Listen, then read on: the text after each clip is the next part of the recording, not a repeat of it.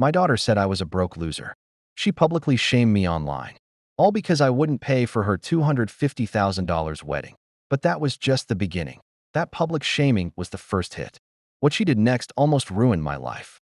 It pushed me to a breaking point. So I did the one thing she never expected. I took away her entire future.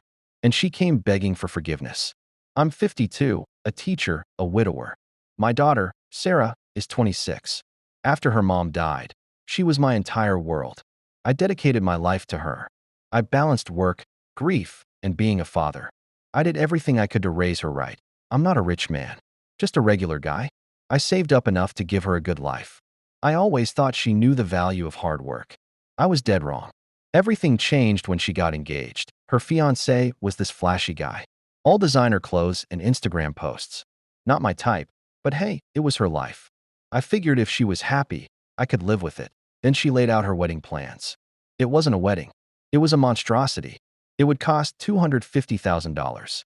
For one single day, my heart sank. I just stared at her. I thought she'd lost her mind. You know I don't have that kind of money, right? I asked. She rolled her eyes. Dad, it's my wedding. You're supposed to pay for it. Isn't that what dads do? I couldn't believe her attitude. I'm not questioning it. I'm telling you, I don't have that money. I tried to keep calm. My blood pressure was already rising. I have savings, but that's for my retirement. This is irresponsible. That's when she snapped. So now I'm irresponsible? My friends' parents are paying for their weddings. What was the point of you saving all those years then? Just so you could hoard it. Hoarding it? Like I owed her $250,000? I tried to reason with her. I offered to help. But $250,000 was a joke. I suggested something more reasonable. Maybe $15,000. She wasn't having it. She stormed out. I thought she just needed to cool down. I figured she'd come to her senses. I was dead wrong again. A few days later, my phone started buzzing. Nonstop. I ignored it at first. But the notifications kept coming. During lunch, I finally checked my phone. My stomach dropped. Sarah had posted this long rant. She dragged my name through the mud. She publicly called me a deadbeat, a loser, and worse. And she tagged me in it. The comments were brutal. He's a terrible father, one said. She deserves better. It was humiliating. This was my daughter. The girl I'd raised for 26 years. The girl I loved with all my heart. And because I wouldn't fork over a fortune, I was public enemy number one. That night, I went home to confront her. What the hell is wrong with you, Sarah? I asked. You put me on blast like that. She barely looked up. You embarrassed me by saying no. So I embarrassed you back. Fair's fair. I was stunned. This isn't some high school drama. You can't just post things like that about your own father. She scoffed. Maybe if you weren't so cheap, this wouldn't be an issue. That was it. I walked out before I said something I'd regret. For weeks, things were icy. She barely spoke to me.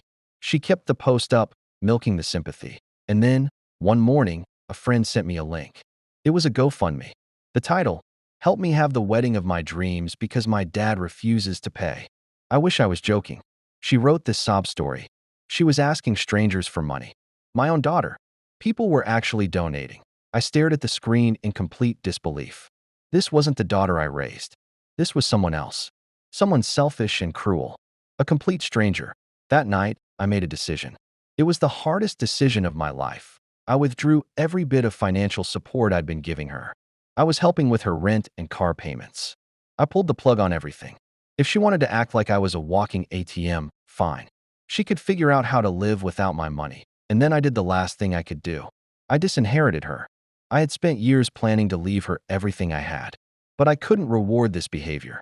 It was the last card I had to play.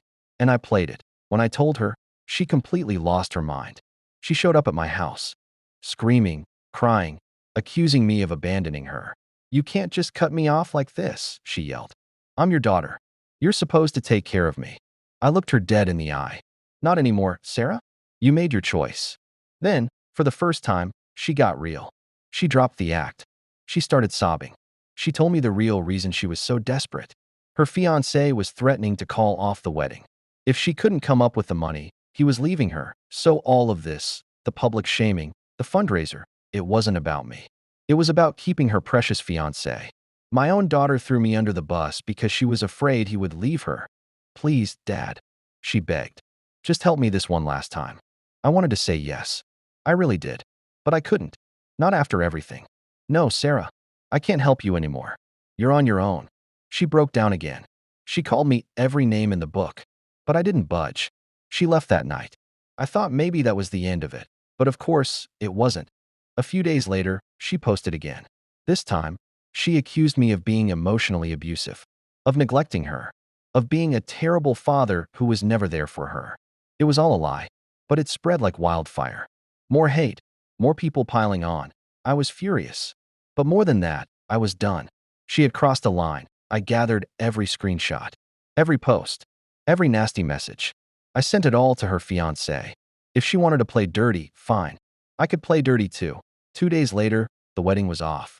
Her fiancé didn't appreciate being lied to. He dumped her on the spot. She came back to me. She was broken, sobbing. I almost caved. She looked so lost, so desperate. But I couldn't do it.